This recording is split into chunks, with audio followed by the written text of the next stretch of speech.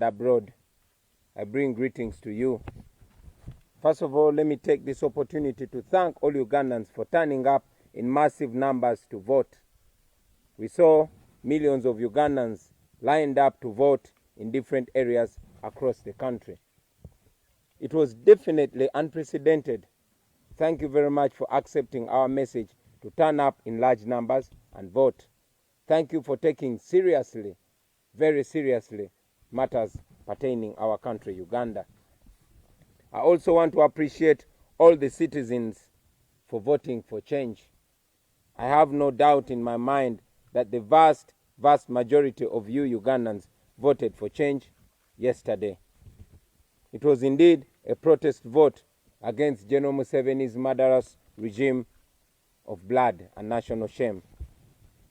Now, General Museveni, aided by Mr. Byabakama, the chairperson of the Electoral Commission, other state institutions, and shamelessly, some media houses are trying yet again to usurp the will of the people of Uganda.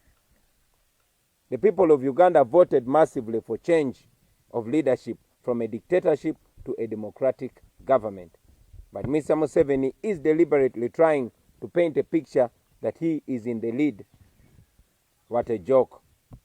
Last night, even before counting was completed in some districts, NBS television started broadcasting results showing that General Museveni was leading by 63%. Following a clear script, they hosted biased individuals and lend credence to the outright broad daylight robbery of the people's victory. I want to remind all the media houses and other corporate companies and citizens that the citizens are watching, and all of you who are participating in this conspiracy to defeat the will and victory of the people of Uganda will certainly face the consequences of your actions. Now, let me first of all remind all Ugandans about the illegal, high-handed actions which Museveni and his regime of blood have undertaken to set stage for the worst rigging this country has ever experienced. Requires us to give an agent of each candidate a copy of that form. It's not an option for the commission, it is a command of the law.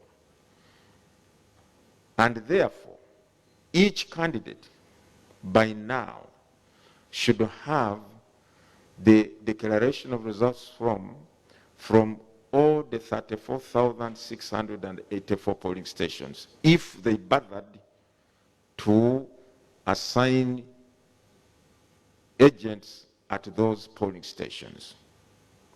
Now, therefore, since Honorable Kyagulanyi is in possession of the 34,684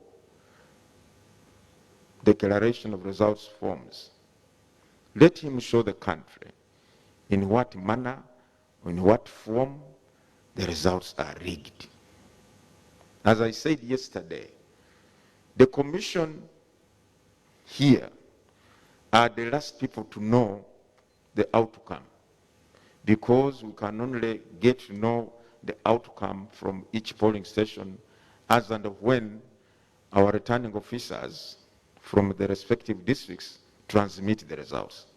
Whereas the candidates are already in possession of the results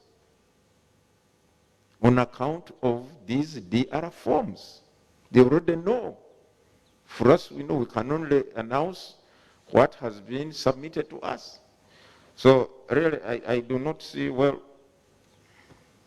I do not therefore appreciate the assertion that these results that we are reading out are rigged. That some of them and charged many of them in a military court before remanding them to Chitalia prison. These comrades had already taken on critical roles not only on the campaign trail but also supervisory roles on the election day.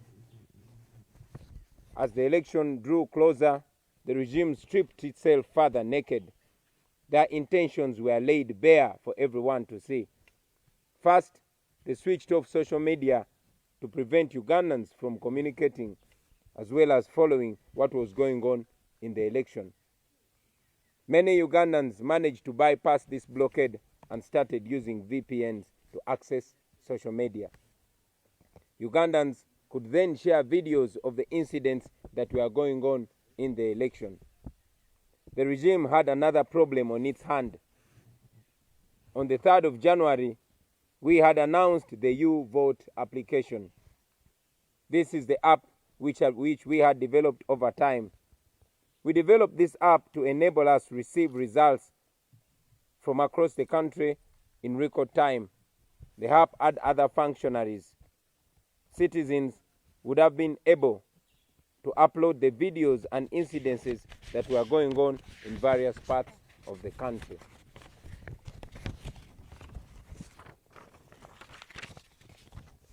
Knowing that this would expose them to the world, the regime, in an unprecedented manner, moved to switch off the internet completely. And they indeed switched off the internet completely. If they had nothing to hide, why keep the citizens in the dark? Why keep the world in the dark? They denied accreditation to election observers, including the European Union and the United States.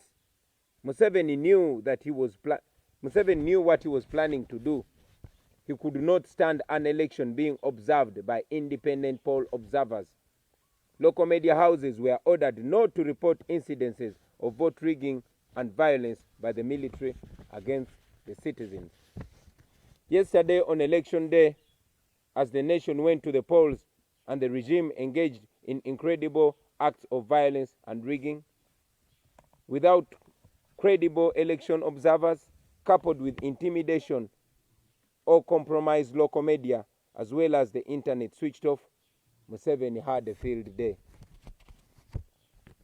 As we have been saying, a week to the election, the military and the police conducted operations in different districts of the country where our sub-region and district leaders were arrested and kept in prison without charge.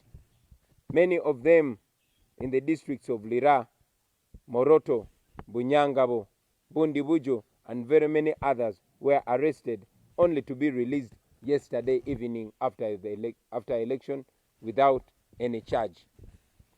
Yesterday in Western Uganda and Northern Uganda, many of our polling agents were arrested and many chased away from polling stations. This happened in various counties and sub-counties of all districts in Western Uganda, as well as areas of Northern Uganda. In Kamwenje, Minister Frank Tumwebaze ordered for the arrest of all our polling agents within the district. In Butaleja, in the eastern region, Minister Irene Muloni ordered the guards to beat up all our polling agents and detain them. Let me make this unequivocally clear.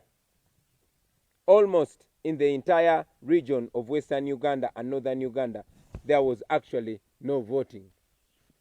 We received thousands of calls and messages telling us how the election was a complete sham in those areas. In Bunyangabo, in Chitagwenda, in Kabale, in Rubanda, in Barara, in Chiruhura, in Kazo, and Isinjiro, and many other districts, there was no secret ballot in most polling stations. The military gave people pre-ticked ballots. They gave them pre-ticked ballot papers. In other cases, some people were ordered to vote from the desk in the presence of everyone.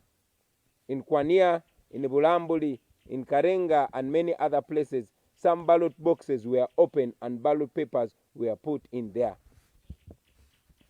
In several areas of Isinjiro, Kabale, Mbarara, and the districts of Karamoja, people were told that ballot papers for the president had already been ticked. All they had to do was to vote for their members of parliament only. Good enough, some of these irregularities were recorded on video, although in some areas the military confiscated or destroyed the phones and cameras that were being used to record these grave irregularities. We have so much footage to share with the world. We know that the media was ordered not to cover such incidences, particularly the local media. And indeed, in many cases, media practitioners gave us information and evidence because they knew, and they also still know, that such information will not be allowed on radios and TV stations.